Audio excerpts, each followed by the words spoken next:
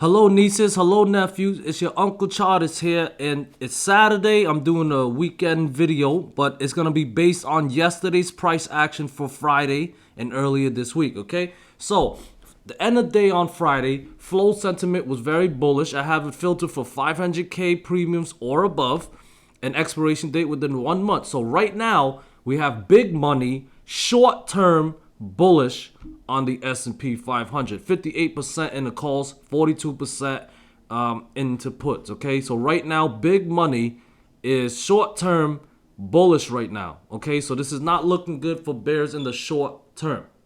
All right, so I want to give you that information. Take a look at my, this is my Discord where I write all my plans in the morning. This I write before the market, during the market, after market. Try to keep my members on the right side of the trade.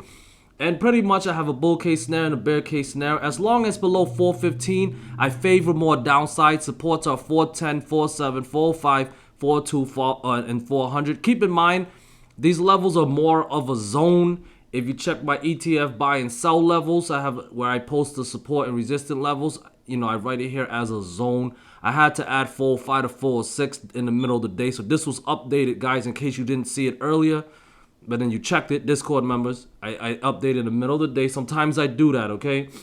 So pretty much I was bearish as long as below 415. But keep in mind, we had a very massive move yesterday. So today it was choppy, but it wasn't really surprising, okay? So this is where the S&P 500 opened, okay? And this 15-minute candle while I'm showing it opened up with a massive drop to the downside. I was very proud of that drop because I actually alerted the group at 9:35 a.m. SPY opening below 412 and 415 resistance, which puts the bear case in play. Loss of 409.5 to 410 zone should send SPY down to the 405 and 406 zone. And that's pretty much what happened. It lost the level. These pink levels, my 409.5 to 410. Now, keep in mind, you're probably thinking, but Charters, you missed all this move up here. The Uncle Charters, the way I trade, I don't try to call a top. I don't try to call a bottom. I try to look to catch the second leg. It's safer. So what that means is I don't actually short from resistance. I'll wait for, I don't short directly from resistance. I wait for a support to be lost. And then once I see it lost, I will short. I will play it as if that lost support level is a resistance. So therefore, I'm trying to catch the second leg, okay? Sometimes I'll buy the breakdown if I'm feeling aggressive. Sometimes I will wait for the back test and go. Today, I was not feeling aggressive. But it was a good call out. And I think a few members actually caught that play. So very good start to the day. It dropped us as low as 405.73. So that's technically it was technically in the 405 to 406 zone before we got a bounce. Now, I did not trade that, to be honest with you. I wasn't feeling aggressive. And I usually sit on the first hour. Okay, there's plenty of opportunities. I wasn't sweating it. However, didn't get as much of a clean move as that was in the earlier. But I did catch some moves. So over here, we cleared 412. I waited for the back test. And I entered a call. Why did I enter the call? Because I was playing the back test and go trading tactic that I like to do, where we clear a resistance. I wait for that resistance to get treated as a support, which it did, and I'll enter around 412. It went as high as 414.8. I was aiming for 415, but what I like to do is I like to shave off profits as it go up, leave a small runner, and just let it get stopped out, which is pretty much what happened. So caught a nice move from 412 to 414-ish, a little above that before I got stopped out on the small position. So got green right there, good trade. Right here, this candle right here, we lost the 412, so I waited as a back test, as a resistance. Entered around here, actually around 411.5-ish. It was not a perfect entry. I played it down to 409.5, which was my next support level. Okay, so level to level. As it dropped down, I just shaved some profit, and I was pretty much stopped out when it spiked back up. It did not invalidate my trade setup until 12:30 candle. Right here when it actually closed above 412. So I noticed, okay, so I was green on this, cool. Caught some nice scalp plays or level to level, short level to levels.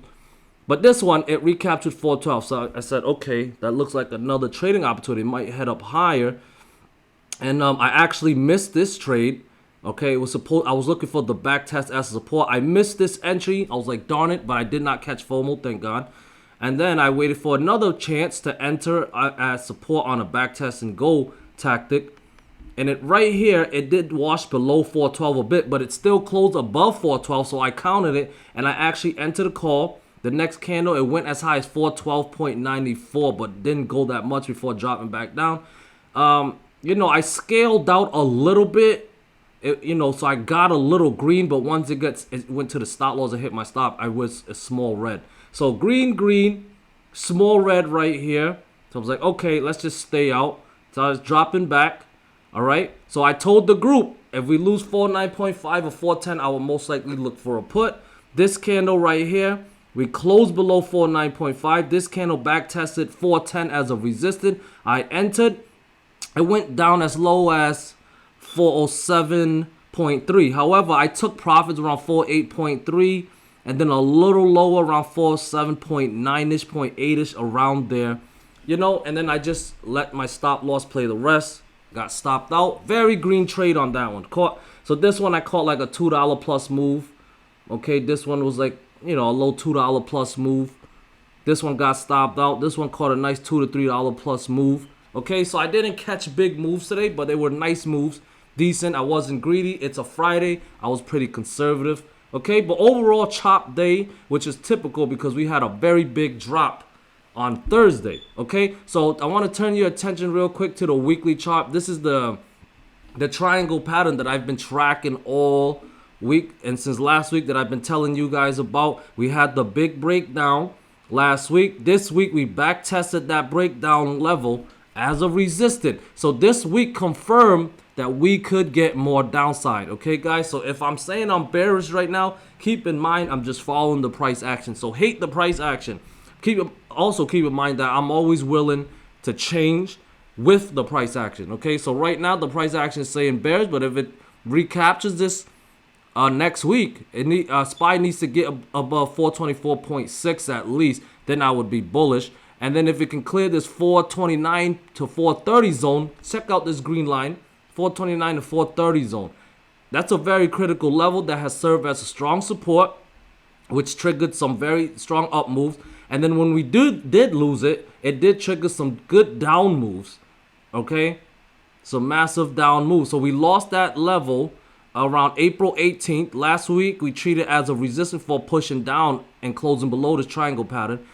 This past week, we actually tested that level again as a resistance, but was faced with strong rejection. Okay, so for Uncle Charters to be bullish from medium term, because I am using a weekly chart, I need to see the SPY close above 424 or 425 to be more safer, to put 429 to 430 zone in play. And above that, if that can clear, I would favor a test of 450 again. So yes, if we can clear 430, I expect a $20 pump to the upside to fill this triangle pattern up. Keep in mind, this is a weekly chart, so it will take some time to play out. All right, but as long as SPY continues to stay below 424.5, continues to not break above 430, I'm gonna be, medium term bearish. Okay, short term wise, I'm just still gonna play the price action, one level at a time. Okay, I am seeing the RSI pretty oversold right now.